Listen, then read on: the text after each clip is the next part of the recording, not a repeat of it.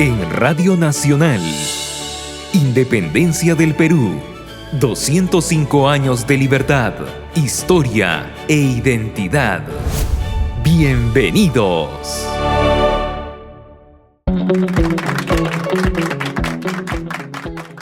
Queridas y queridos amigos, muy buenas tardes. Son las 6 de la tarde de hoy, 29 de julio. Estamos en un programa especial que hemos titulado Independencia del Perú, 205 años de libertad, historia e identidad. Quiero puntualizar que este es un programa especial de Somos Cultura, que está dedicado a conversar con Natalia Sobrevilla Perea, que es historiadora y está presente con nosotros ya, y Alex Loaiza Pérez, también historiador, investigador y docente universitario, con quienes hablaremos sobre este tema, sobre la independencia del Perú. Pero primero quisiera presentarlos, porque es clave que ustedes tengan una idea de quiénes son los intelectuales que están acompañándonos y por qué razón son adecuados para conversar sobre la historia de nuestro país. Natalia Sobrevilla es doctora por la Universidad de Londres en el año 2005, se licenció en la Pontificia Universidad Católica del Perú en el 1996 y tiene una maestría en estudios latinoamericanos en la Universidad de Londres y un magíster en Historia y Geografía en la Universidad de Viena.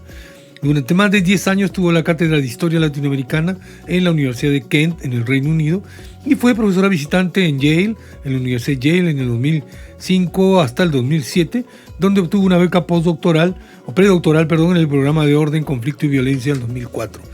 Ha sido becaria de la John Carter Brown Library en el 2009, la British Library entre el 2009, 2013 y 2022 y la Academia Británica en el 2012. Y voy a parar ahí porque hay una serie de cosas importantes que forman parte de la especialización de Natalia Sobrevilla.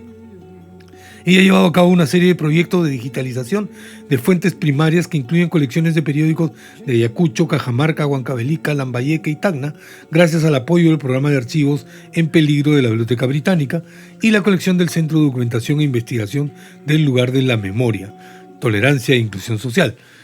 Alex Loaiza, que está también con nosotros, es investigador y docente del Departamento de Historia de la Universidad Nacional Mayor de San Marcos.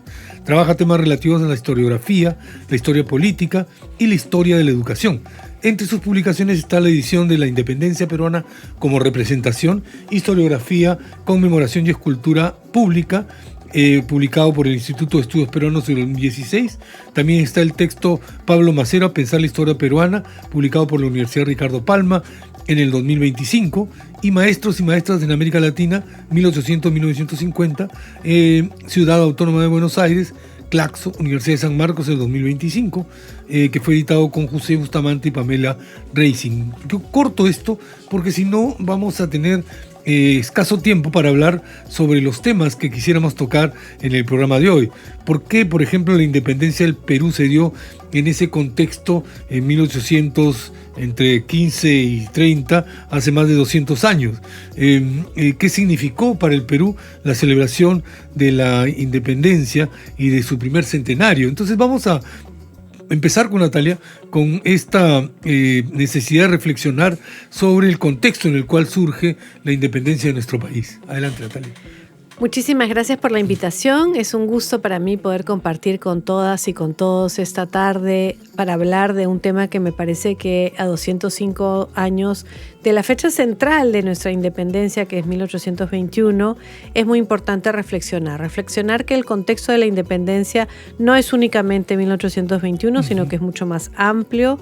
En el caso peruano solemos hablar usualmente desde 1780 con la rebelión de Tupac Amaru y cerrar en el año 26 con la caída del rey Felipe. O sea, quizás podríamos pensar que recién este año se ha cerrado ese ciclo largo independentista, pero el contexto me parece que es no solamente lo que está sucediendo en el Perú, sino lo que está sucediendo en el mundo entero en ese momento.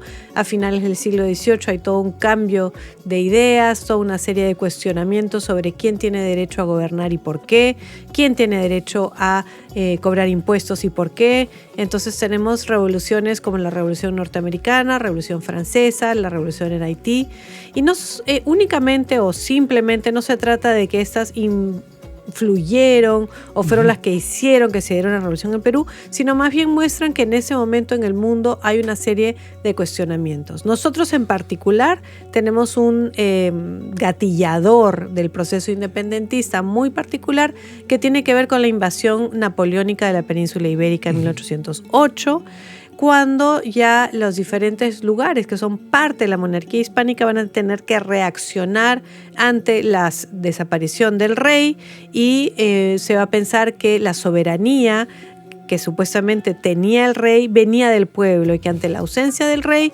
esta soberanía volvía al pueblo, una retroversión de la soberanía que se le llama, y en diferentes lugares de la América española se va a reaccionar de manera distinta a este problema. En el caso de Brasil, los reyes de la dinastía de los Braganza se van a mudar a Río de Janeiro, van a trasladar el centro de la monarquía del otro lado del Atlántico. Pero en el mundo hispánico tenemos más bien la creación de juntas de gobierno en algunas partes de la región, mientras que en el Perú se mantiene muchísima lealtad a través del virrey, que dice: ante la ausencia del rey, yo sigo siendo el representante del rey.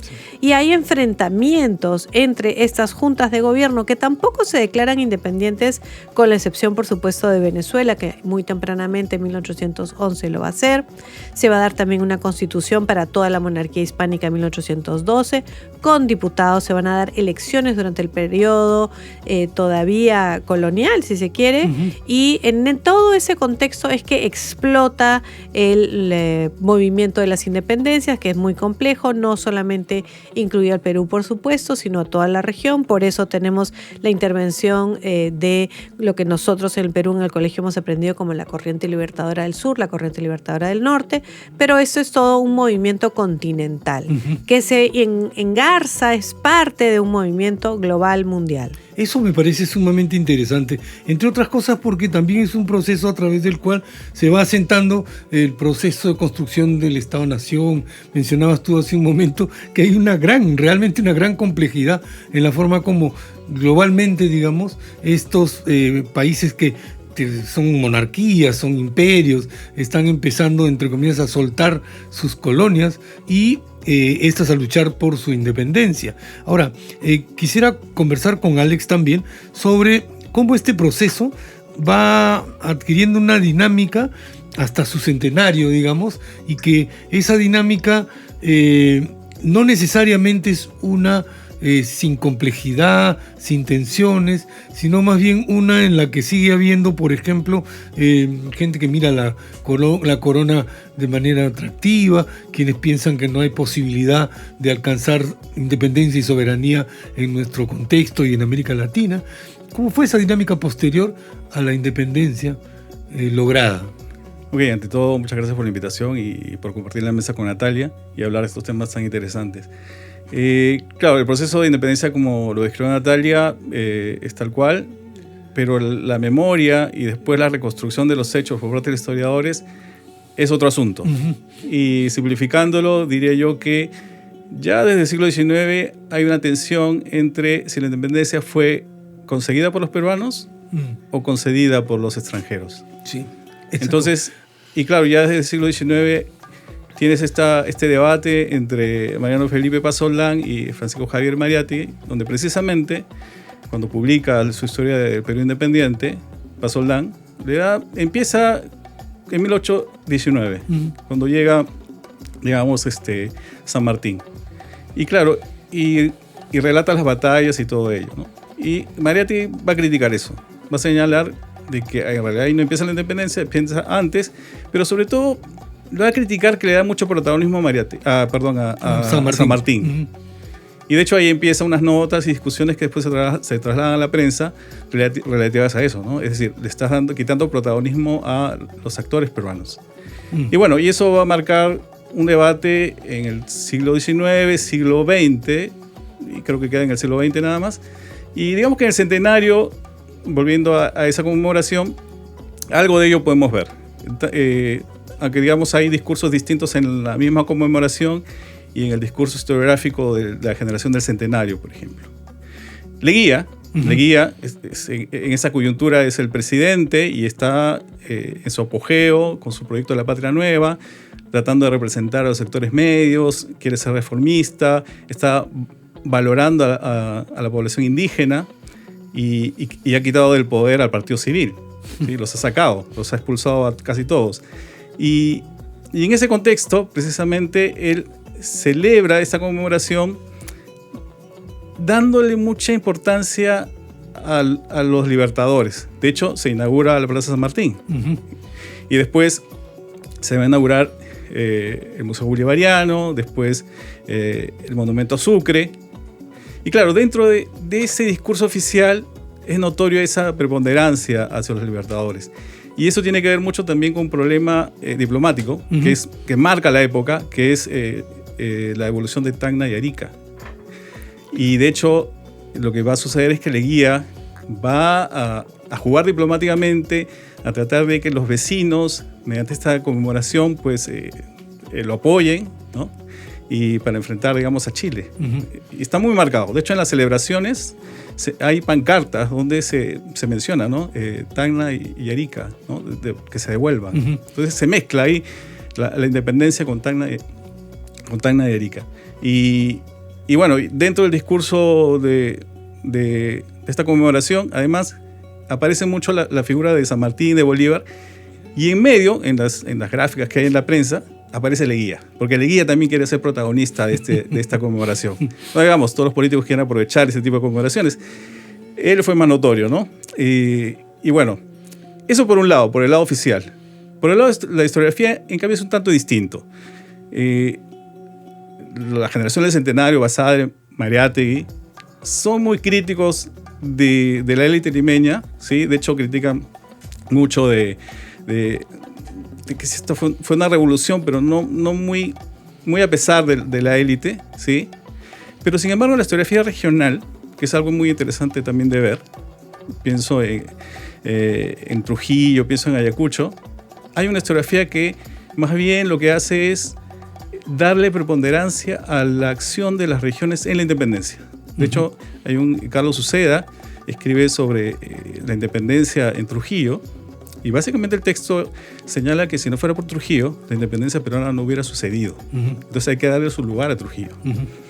Y Juan Manuel Pozo, en Ayacucho, también escribe la importancia que fue Ayacucho, ¿no? La lucha que hay, de hecho, entre Huanta y otra provincia, y menciona la importancia de los morochucos, además, en la guerra. Y lo que hacen es resaltar eso, ¿no? Ayacucho, Trujillo son importantes, los peruanos fuimos claves en la independencia. Y eso también es de paso una velada crítica al centralismo limeño.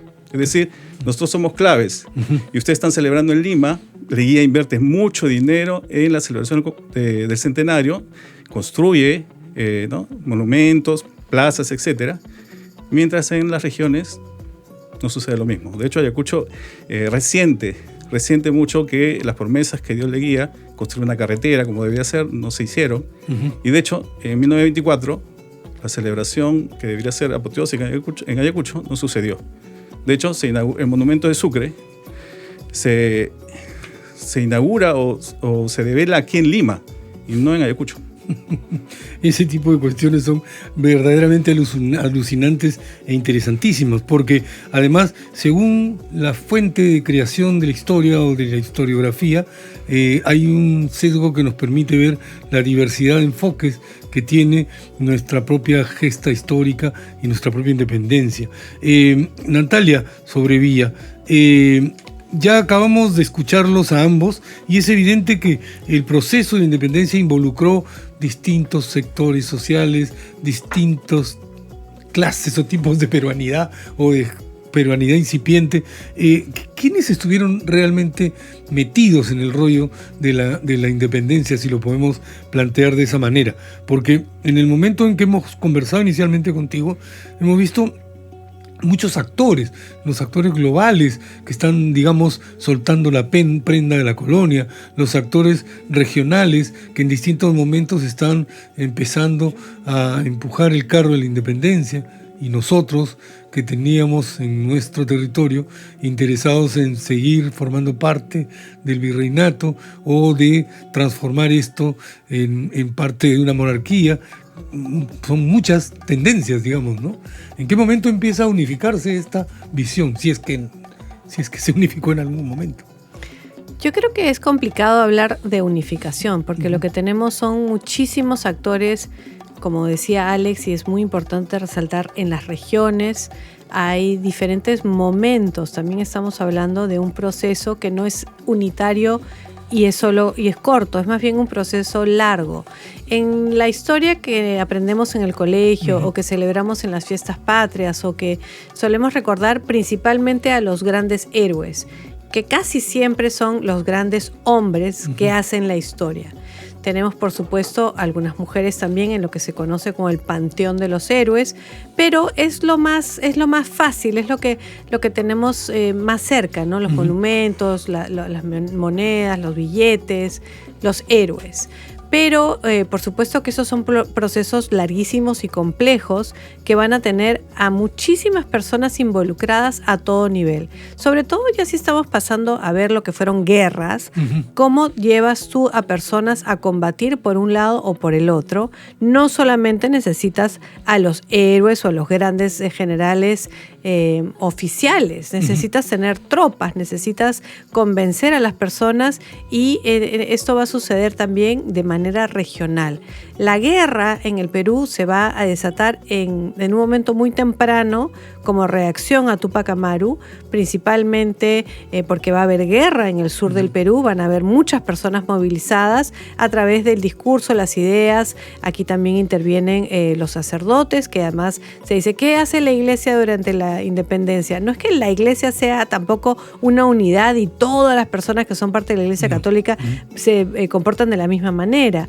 Entonces se van a movilizar miles de personas, cientos de personas en el sur del Perú, pero no solamente para el lado de Túpac Amaru, sino también los caciques mismos van a conseguir que las personas de sus regiones empiecen a apoyar al rey. Es decir, la derrota de Túpac Amaru la hacen, por supuesto, milicias organizadas desde otras regiones, oficiales enviados desde la capital y desde otras provincias, principalmente Arequipa, pero también por caciques, principalmente Pumacahua, pero muchos otros también que van a derrotar a Túpac Amaru. Pero esto ya lleva a una movilización bastante grande que va a tener una generación siguiente con una nueva movilización también temprana que se va a dar alrededor de 1809 como una reacción ante la creación de la Junta de la Paz.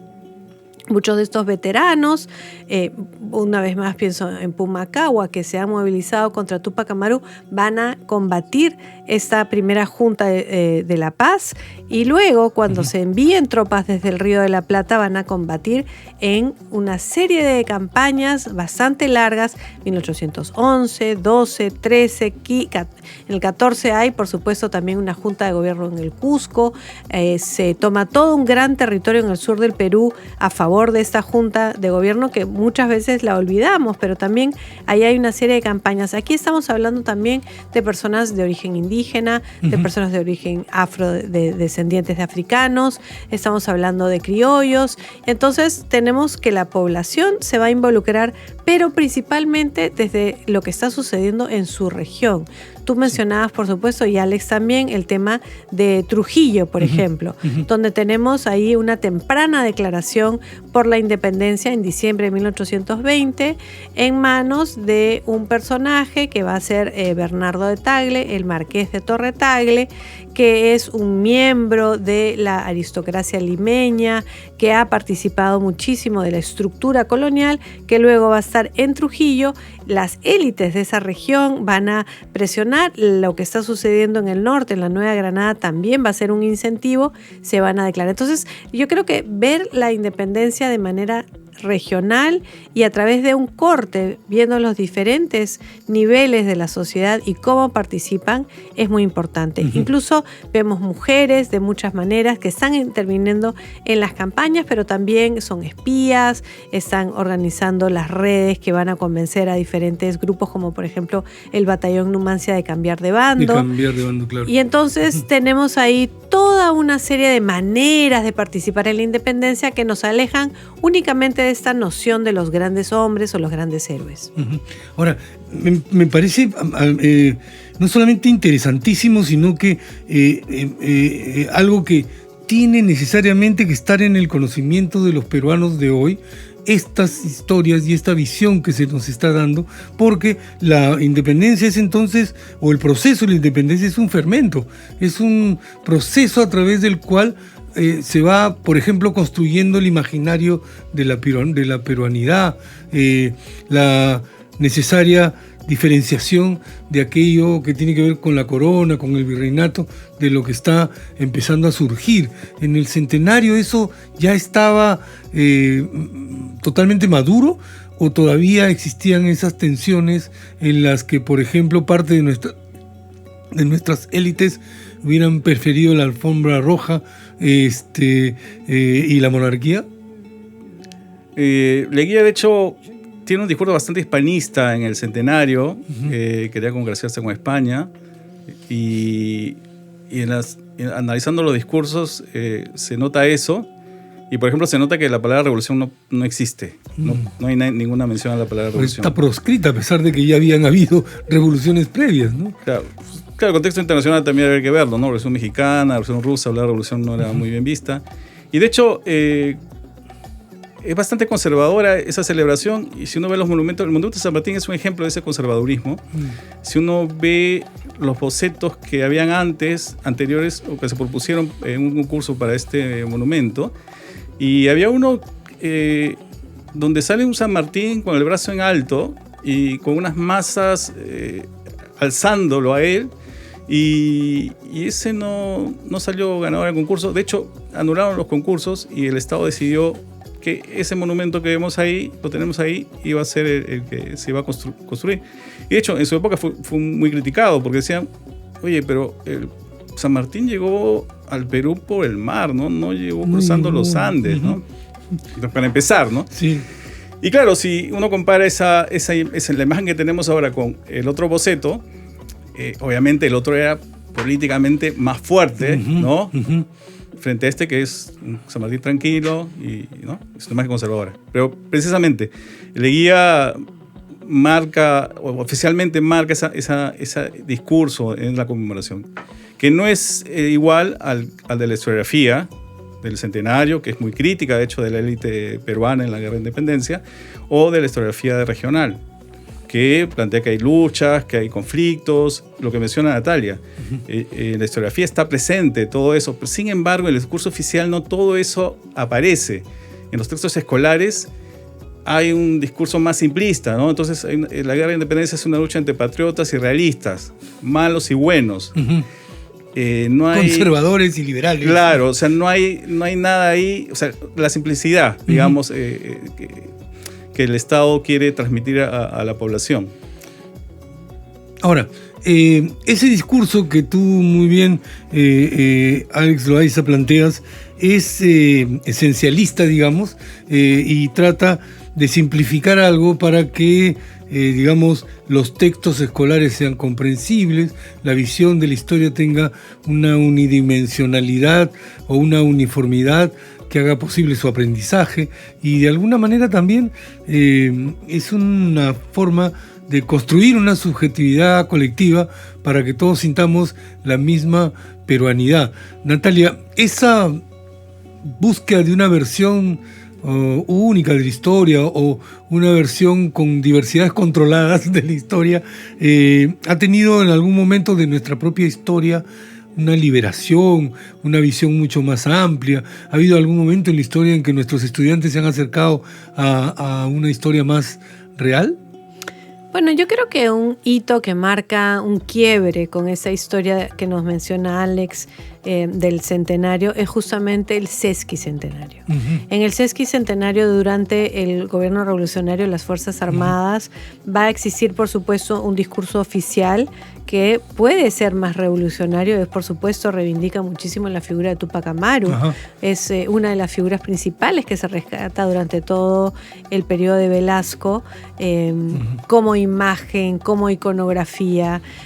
Pero también se le da al ejército peruano, o bueno, no son todos el ejército, pero muchos de ellos son militares, la elaboración de la colección documental del sesquicentenario, que es una colección de fuentes históricas riquísima, que hasta ahora estamos teniendo el tiempo de analizar y estudiar. Por supuesto, no es exhaustiva, pero también aparece en ese momento un texto muy disruptor que ha marcado la discusión historiográfica en el Perú, que es por supuesto, el de Heraclio Bonilla y Karin Spalding sobre la independencia concedida, que es precisamente ese discurso que ya Alex menciona existe en el siglo XIX. Es decir, ellos no inventan nada nuevo, pero si quieres lo plantean con una palabra una frase que se convierte muy importante, que es el de la independencia concedida.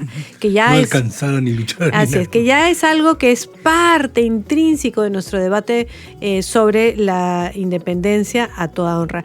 Y después la discusión sobre si esta fue una revolución o no, o qué tan revolucionario fue el proceso independiente si no se dieron los cambios sociales profundos, porque estamos en un momento de búsqueda de cambio social profundo. Hay nuevas generaciones que se acercan a la independencia desde esa mirada, pero también se tiende a convertir en una camisa de fuerza o una chaqueta que se nos impone como todo es una independencia concedida. Aquí se habla muchísimo del capital británico y luego ya no existe agencia. Entonces, es decir, cuando se mueve demasiado hacia la discusión hacia únicamente fue concedida. Pero yo creo que desde ese momento aparece también una nueva historia, luego van a aparecer nuevos autores, entre ellos Manuel Burga, Flores Galindo, que van a tener nuevas aproximaciones a este periodo y nos van a permitir a nuevas generaciones, como somos Alex y yo y muchísimos otros, a aproximarnos a la independencia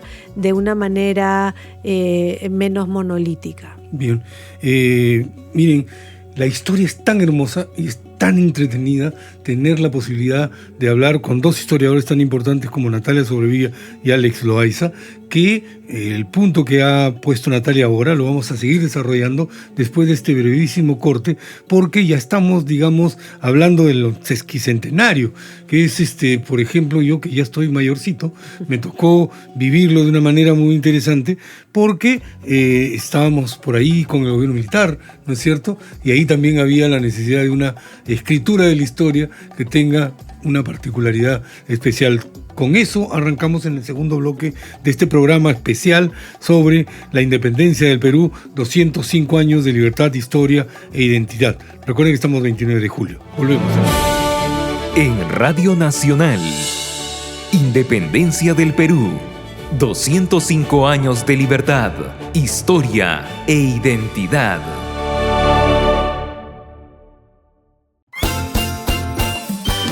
Se abre un nuevo camino de integración nacional, información y veracidad.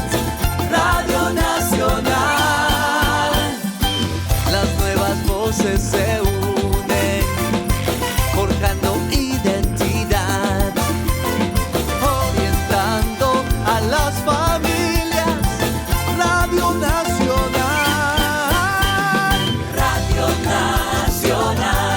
Radio Nacional, música de todo el Perú. Radio Nacional, Radio Nacional es tu identidad. Radio Nacional, Radio Nacional, Radio Nacional, Radio Nacional. Radio Nacional, donde nadie más llega. En Radio Nacional, Independencia del Perú, 205 años de libertad, historia e identidad.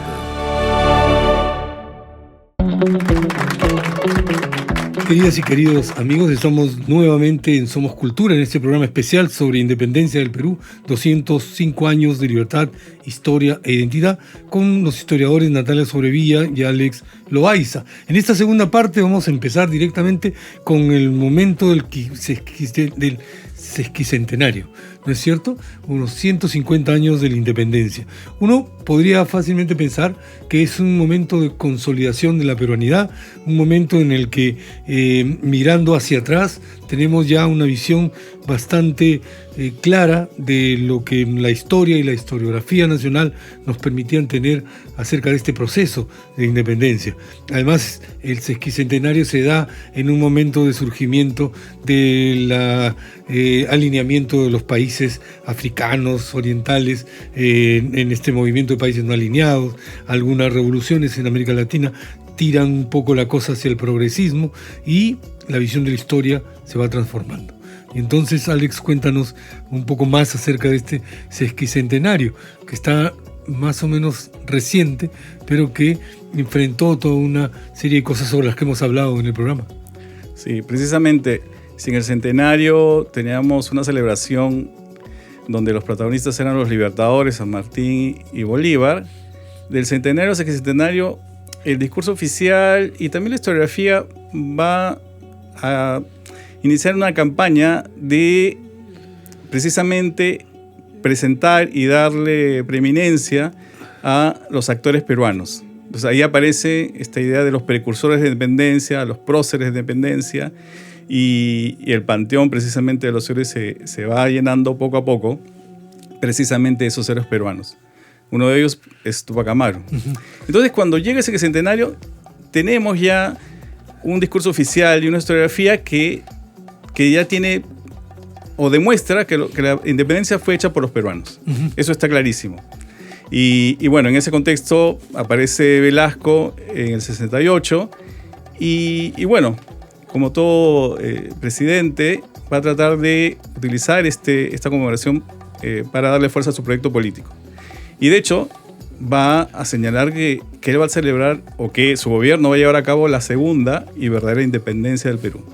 Porque la primera había sido un fraude, no había hecho ningún cambio, y lo que él va a hacer es sí, hacer un cambio social.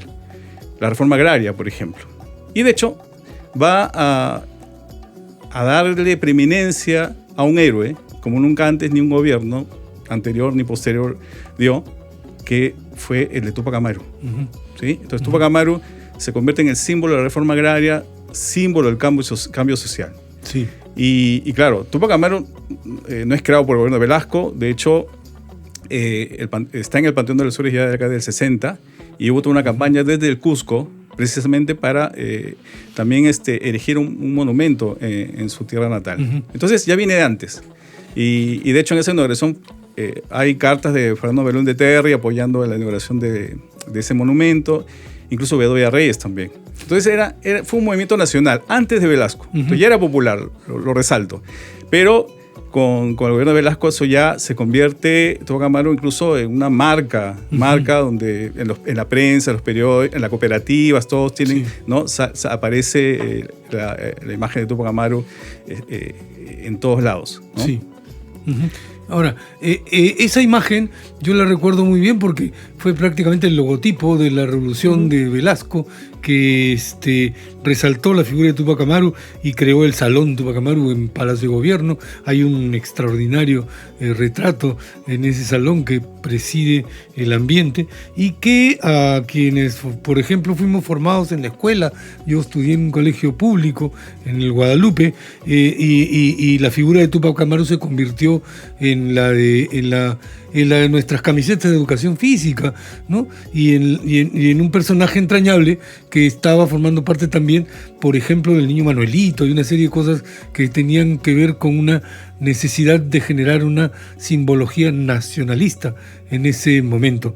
Natalia, ¿qué otros símbolos de ese sesquicentenario formaron parte de esa historia que todavía aún tiene un peso fundamental ahora? Bueno, como dijo Alex, yo creo que muchas de las cosas que se van a potenciar en el sesquicentenario ya existían antes.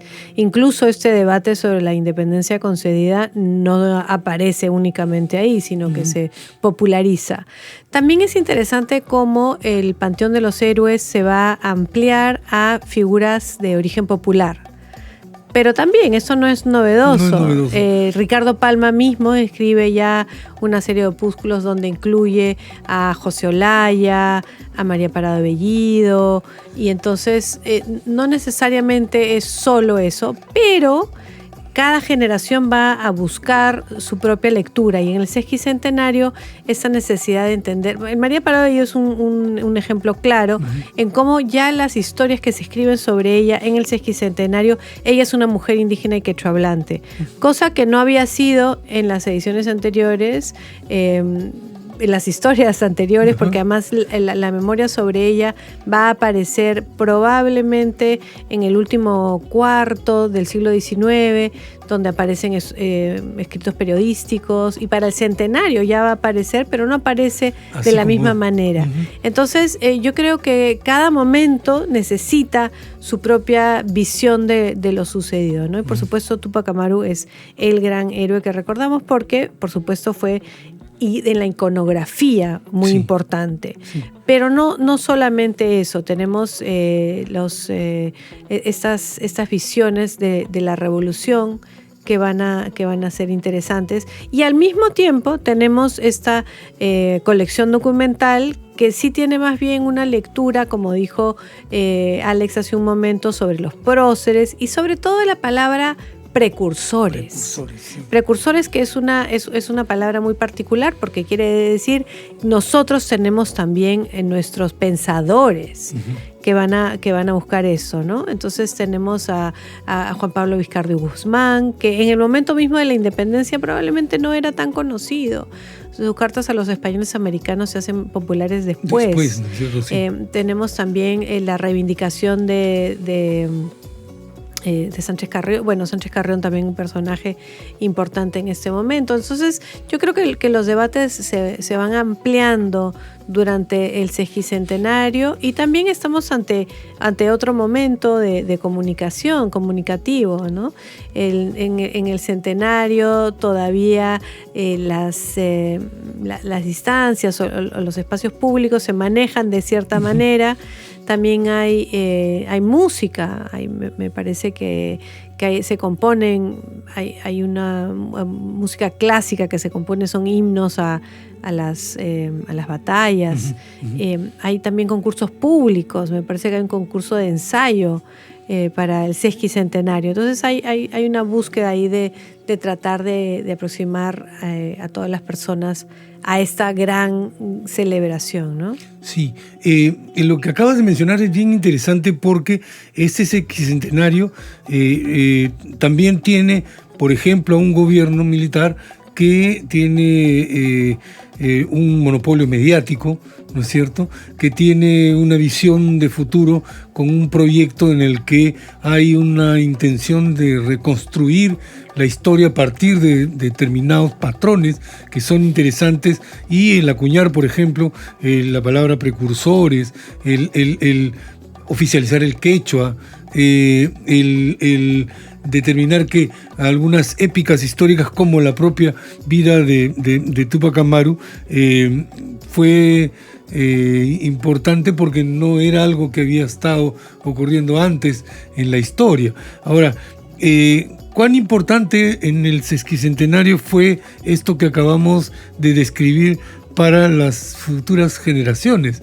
¿Se sostuvo en el tiempo esa visión que se generó en la época de Velasco?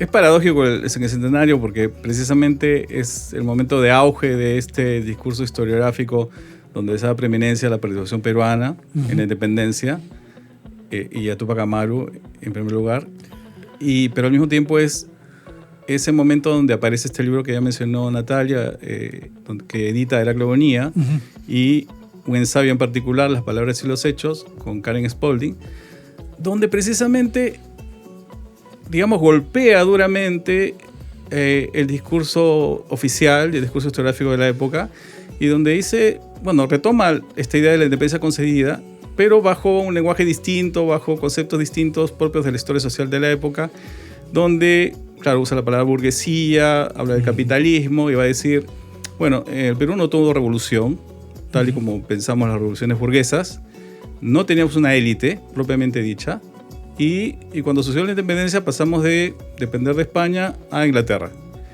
Claro, uno lo lee ahora y dice, ¿está hablando de la independencia o está hablando del Perú del siglo XX, ¿no? Está diciendo, no tenemos burguesía, no está hablando solo de 1821, está hablando de 1968, ¿no? Está criticando la oligarquía. Entonces, y claro, y está criticando además una historiografía que él considera que es básicamente el discurso oligárquico de la independencia. Esta historia nacionalista, o como diría Basadre, ingenuamente nacionalista, básicamente sostiene ideológicamente, ¿no?, el poder de la oligarquía. Es decir, que todos luchamos en la independencia, todos somos mestizos, todos somos peruanos, ¿no?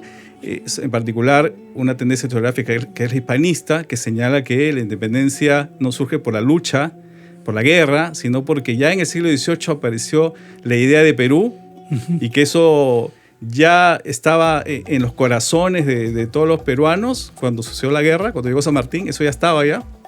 Entonces, por ejemplo, eso va a ser muy criticado por esta nueva historia social. Entonces, hay este debate. El 70 es muy rico porque aparece Alcalá Bonilla, pero aparecen otros historiadores que descreen totalmente esa historia nacionalista. Pablo Macera, en un comentario al libro de Bonilla, dirá, me parece bien lo que ha hecho Bonilla, pero tampoco podemos ir al extremo de descreer que no queremos nada. Entonces no hay nación, no hay nada. Eso tampoco. No podemos irnos a ese extremista, pasarnos de este cuento de hadas nacionalista a tener un realismo pesimista que no nos lleva a nada. Entonces, claro, después entra Basadre con su libro El azar en la historia, donde va a tratar de mediar y decir, bueno, sí, hay mucho de ingenuo en este discurso nacionalista de que todos los peruanos contentos fuimos a luchar por la independencia. Eso obviamente eso no es cierto, pero tampoco podemos decir que no hubo gente que sí verdaderamente creyó en la independencia y luchó, ¿no? Y su texto es básicamente eso, ¿no? Mostrar casos concretos de lucha, etcétera, y para no, digamos, para cuestionar también la historia social y esa visión pesimista. Digamos que ¿qué cosa nos lega ahora de esa discusión? Bueno, yo creo que es una discusión que ya no funciona hoy día, digamos, de empieza conseguida, eso ya es algo que no se debate hoy día. Estamos en otros temas. Estamos en otros temas, es realmente así. Bueno, medio siglo después, estamos en el presente, Natalia, y llegamos al bicentenario y nos agarra una pandemia. Las comisiones que se conformaron estaban trabajando intensamente y de repente la posibilidad de hacer de esa conmemoración algo que pudiera eventualmente impulsar un trabajo de reconstrucción, de reconciliación en nuestro país después de la guerra interna, se choca con un virus que se zumba a 250.000 peruanos, 300.000 peruanos, y todavía estamos en ese trance. Sin embargo, tuvimos que mover fechas, hacer ejercicios para que el 2026 se convierta realmente en el bicentenario. Estamos en eso. Yo quisiera comenzar con, quizás retrocediendo un poquito siguiendo la línea de lo que mencionó Alex, en la importancia de cómo se va a tratar de plantear en estos debates del sesquicentenario, porque marcan mucho lo que pasa para el bicentenario, ¿no? Y la otra es esta noción de la emancipación, que tiene que ver con que hemos llegado a la edad de ser emancipados, con lo cual se presenta eso como un traslado pacífico, si se quiere, que no fue nada pacífico, de la mayoría de edad, ¿no? Entonces es interesante cómo se reivindican ciertas palabras en ciertos momentos. Nosotros, por ejemplo, en el Perú nunca reivindicamos la palabra insurgente, que es la palabra que se reivindica en México, por ejemplo. Ellos hablan de la insurgencia y nosotros hablamos más bien de otro concepto que es el fidelismo, que también es un concepto que se desarrolla en la historiografía peruana alrededor de todos estos debates, ¿no? cuando pensamos en Túpac Amaru y lo que sucede después del gobierno revolucionario de las Fuerzas Armadas, no podemos olvidar que nosotros tenemos un movimiento terrorista que reivindica el nombre de Movimiento Revolucionario Túpac Amaru, que es sanguinario y es terrible. Entonces, ya vemos que hay toda una serie de situaciones que se van dando, incluso te diría el colapso económico que vive el país en la década del 80 es muy fuerte. Sí. Aparece la película Túpac Amaru, me parece más o menos en los mismos Más o años que menos en aparece esa el época. MRTA. Sí. Entonces, por mucho tiempo incluso, ya hablar de Túpac Amaru se hace difícil, problemático, complejo. Y sobre el bicentenario mismo, tenemos, por supuesto, el bicentenario de Túpac Amaru, que es en el año 80, pero luego vamos a tener ya pequeños comienzos de cuándo estamos hablando, viendo, por ejemplo, 1989 es el bicentenario de la Revolución Francesa. Hay ya unos pequeños trabajos que van emergiendo a partir de entonces. Un gran trabajo que va a cambiar la historiografía es, por supuesto, el de François Xavier Guerrat, que es Modernidad e Independencias, que va a aparecer en 1992, porque ese es el siguiente debate. Yo me formo en la generación de lo que se llama el quinto centenario, que es el quinto centenario de la llegada de los españoles a América. Y entonces ahí, por supuesto, esos trabajos hablan de la colonia, pero ya se empieza a hablar, ¿no?, de todo esto. Hay una historiografía en la región muy, muy importante que va a reforzar la noción de la retroversión de la soberanía. Guerra habla del binomio revolucionario, que es 1808 a 1810, que es justamente la presencia de los franceses en España. Y entonces ya cuando se acerca el bicentenario, yo que termino, como ven, mi tesis doctoral en 2005 y me he especializado en mediados del siglo XIX, empiezo a retroceder y ya para mí el bicentenario comienza, si quieres, en el 2008. Que en el caso peruano todavía nadie está hablando de bicentenario. Yo recorro diferentes lugares en el 2010, en Argentina, en Chile, en Colombia, en México, en Venezuela, lugares que están en ese momento hablando del bicentenario, sí, mientras que en el Perú en esos años realmente, no sé, yo empiezo a hacer mis primeras investigaciones en ese contexto. Y entonces, durante el gobierno de Ollanta Humala, ya se empieza a calentar, si quieres, el debate del bicentenario en el Perú. Aparece el libro de Charles Walker de Túpac Amaru en el 2014, que yo creo que es un libro muy importante para poner de nuevo en la agenda esa discusión sobre Túpac Amaru. Hay ya proyectos como el que tienen Juan Carlos Estensorio y Cecilia Méndez sobre narrar la independencia desde tu localidad, tratar de descentralizar, porque ese es un punto interesante de lo que se hace en el año 14 principalmente, que tiene que ver con llevar esto al Cusco.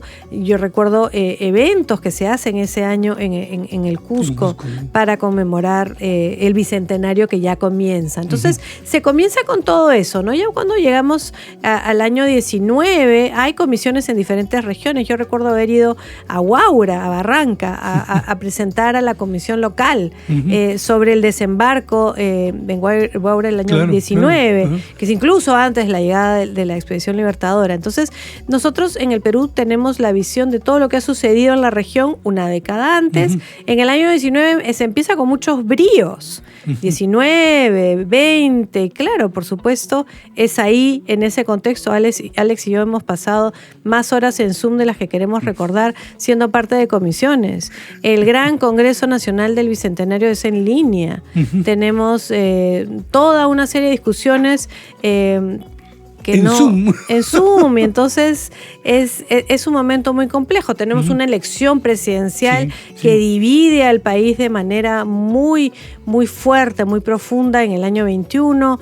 Las celebraciones están muy opacadas, no solamente por la pandemia, por supuesto, que ha sido tremendamente destructora y ha desnudado una realidad muy cruda de cómo la supuesta modernización del Perú al final había sido un poquito de barniz en algunas partes. Era como una de esas universidades que solo tiene fachada y no tiene fondo.